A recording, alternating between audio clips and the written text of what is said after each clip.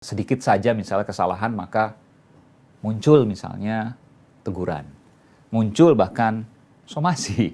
Ada belasan surat.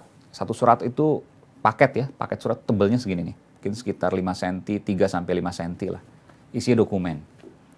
Yang mengharapkan keadilan. Saya punya prinsip. Ketika kita belajar, kita akan lupa lelahnya. Tapi manfaatnya kita akan rasakan sepanjang hidup kita. Saudara, sinyal pindah ibu kota semakin sering diungkap Presiden.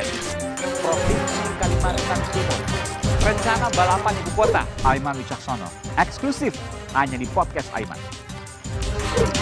Saya Aiman, saya ajak Anda di perjalanan eksklusif dalam episode.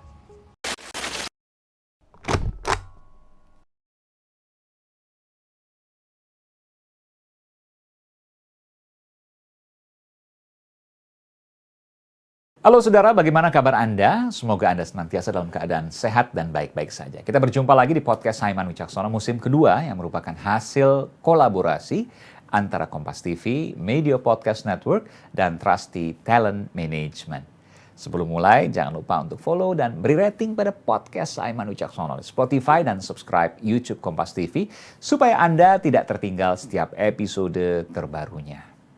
Di musim kedua ini, saya akan berbagi cerita menarik dan berkesan seputar penggarapan program Aiman di Kompas TV dan kehidupan saya menjadi seorang jurnalis yang belum pernah saya ceritakan sebelumnya. Semua akan saya bagikan eksklusif hanya di podcast Aiman Wicaksono. Menjadi jurnalis tentu banyak mempengaruhi kehidupan saya saat ini. Ratusan episode program Aiman yang banyak darinya adalah investigasi dan ribuan kisah memilu hati, serta tak terhitungnya pengalaman berkonsistensi yang telah saya lewati saat berprofesi sebagai jurnalis. Hingga pada bulan Mei 2022 akan genap 20 tahun karir saya menekuni profesi ini.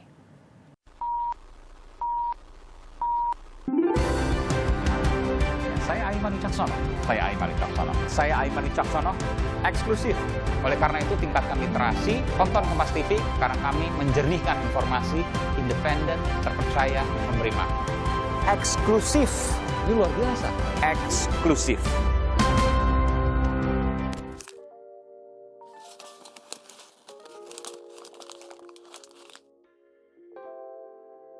Tentu banyak. Saya nggak bisa sebutkan satu persatu, tapi yang jelas proses kehati-hatian dalam bekerja itu menjadi sebuah keharusan. Kenapa? Karena ketika pertama kali memutuskan untuk berprofesi sebagai jurnalis, saya membayangkan kalau profesi ini kelak akan sepenuhnya mengubah kehidupan saya seperti sekarang. Ini hal yang memang terjadi. Ya, dulu ketika katakanlah misalnya waktu awal program Aiman Dan, ya itu 2013, itu diawali oleh Aiman Dan dengan tokoh-tokoh untuk uji publik presiden pada waktu itu, calon presiden atau bakal calon presiden. Dan berkembang hingga tahun 2022 ini, tahun depan 10 tahun program Aiman, cukup lama. Dan tentu pengaruhnya tidak sebesar seperti sekarang ketika awal dulu. Ketika sekarang maka sedikit saja misalnya kesalahan maka muncul misalnya teguran, muncul bahkan somasi. Dan ini menjadi hal yang menarik buat saya karena ini menunjukkan sebuah pencapaian bahwa program yang punya pengaruh di tengah masyarakat, kemudian saya harus katakan diharapkan oleh banyak masyarakat. Saya akan tunjukkan ya nanti. Setiap bulan ada belasan surat. Satu surat itu paket ya, paket surat tebelnya segini nih. Mungkin sekitar 5 cm, 3-5 cm lah. Isi dokumen. Yang mengharapkan keadilan dan mengharapkan disolusikan atau carikan solusinya oleh program Aiman.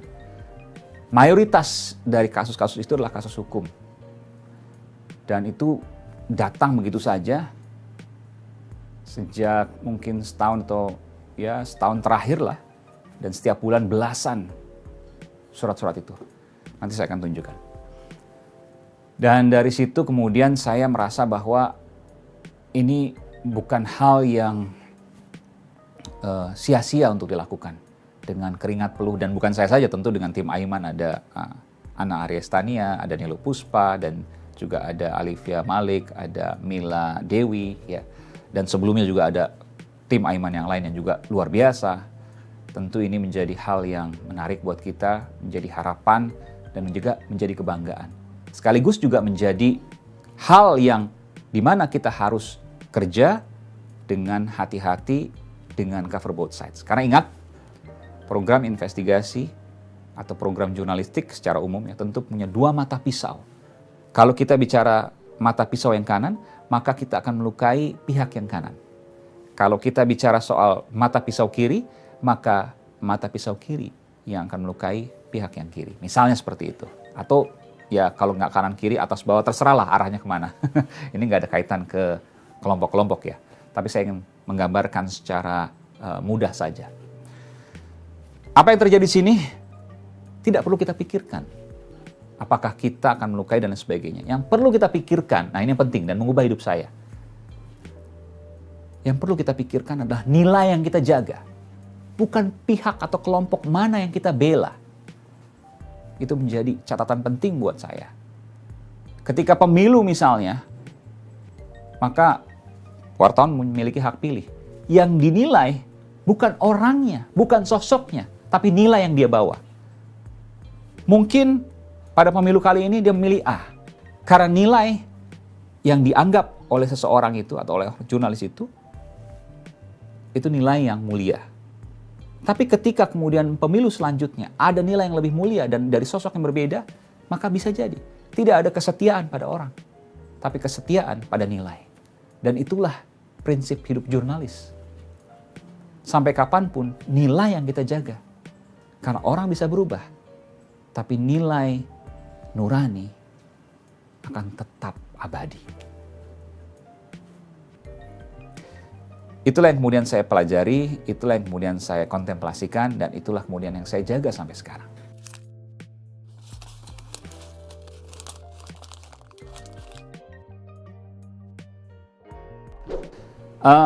Banyak ya, saya melihat segala sesuatu, katakanlah penyiksaan, kemudian juga bekas-bekas penyiksaan. Contohnya di panti asuhan maut ya, di Riau misalnya. Luar biasa, itu balita, bahkan bayi. Miris sekali. Lalu kemudian juga di Kerangkeng Bupati Langkat, yang terbaru ya. Itu saya mendapatkan luar biasa. Dibakar plastik, kresek, lalu kemudian tetesan panasnya itu ditumpahkan ke punggung. Luar biasa. Dan itu bukan sekali, dua kali, tapi sering dilakukan. Ya tentu ini masih dalam proses hukum, nanti kita akan lihat bagaimana kemudian perkembangannya. Ada asas praduga tak bersalah juga yang kemudian dilakukan. Ya. Meskipun pengakuan dari yang bersangkutan saya dapatkan dan saya melihat sendiri bagaimana punggung mereka disiksa.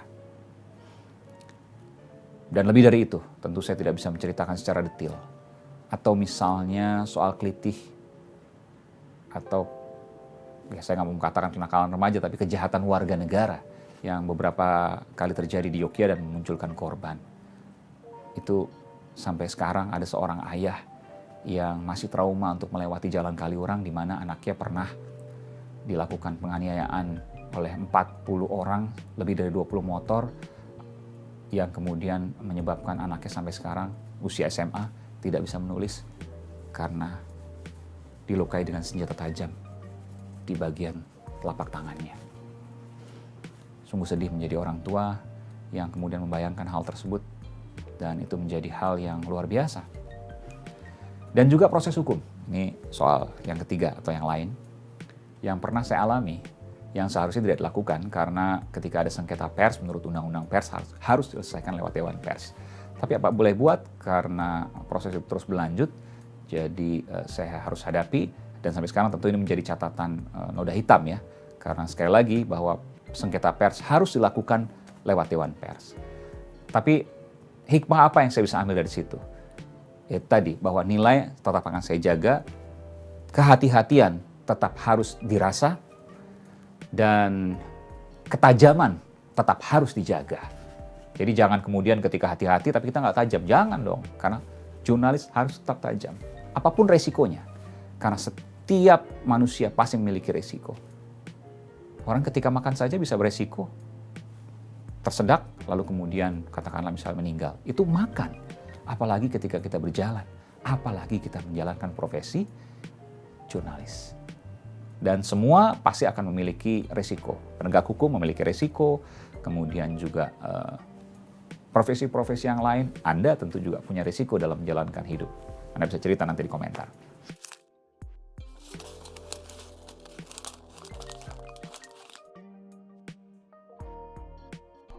Jelas, dan saya ambil dari setiap langkah saya. Banyak pelajaran yang saya dapatkan dari perjalanan hidup saya. Di antaranya saya banyak belajar, saya hendak banyak mendengarkan, meskipun juga kalau di TV kan waktu terbatas ya, bukan berarti saya nggak mau mendengarkan, tapi tentu ketika sudah dalam poinnya sudah saya dapatkan, ya mohon maaf kalau saya harus memotong pembicaraan. Bukan berarti sekali lagi tidak mendengarkan, tapi karena saya menghormati para pemirsa yang kemudian punya kepentingan berbeda-beda, punya latar belakang berbeda-beda. Ketika poinnya sudah didapat, maka tentu ini menjadi hal yang lain untuk kemudian ditanyakan, dikembangkan, dan lain sebagainya. Jadi memaknai iya, merasakan iya, tapi yang paling penting adalah bagaimana kita memberikan kepada sesama kita manfaat yang bisa kita berikan. Entah itu ilmu, pengalaman, atau bahkan gambaran suasana di negara ini, termasuk juga dengan hengki-pengkinya, termasuk juga dengan kong-kali-kongnya, tapi juga jangan lupa termasuk juga dengan apresiasinya.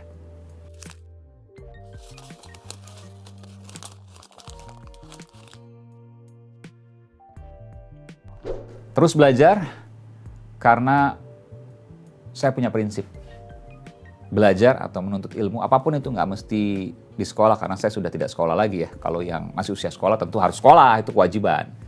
Tapi saya sudah selesai dari studi magister misalnya, dan saya waktu itu studi magister ketika saya baru istri saya hamil anak kedua dan lain sebagainya, itu tentu hal yang berat, tapi saya menikmati betul. Saya punya prinsip, ketika kita belajar, kita akan lupa lelahnya, tapi manfaatnya kita akan rasakan sepanjang hidup kita. Jadi teruslah belajar, karena dengan belajar itu kita bisa mengubah dunia. Belajarlah dari bayi maksudnya, sampai sebelum masuk ke liang lahat. Itu prinsip hidup saya. Demikianlah episode kali ini. Apapun profesi yang ditekuni, pastinya kelak kita akan mengalami satu momen yang mengubah hidup kita ketika menekuni profesi itu. Yang terpenting adalah bagaimana respons kita terhadap momen itu dengan cara memaknainya dengan bijaksana. Terima kasih sudah menikmati podcast Aiman Wicaksono musim kedua hingga episode terakhir ini. Tunggu kisah menarik lainnya di musim berikutnya dengan treatment baru, cara baru, dan narasumber yang akan saya hadirkan nanti. Eksklusif hanya di podcast Aiman Wicaksono. Salam!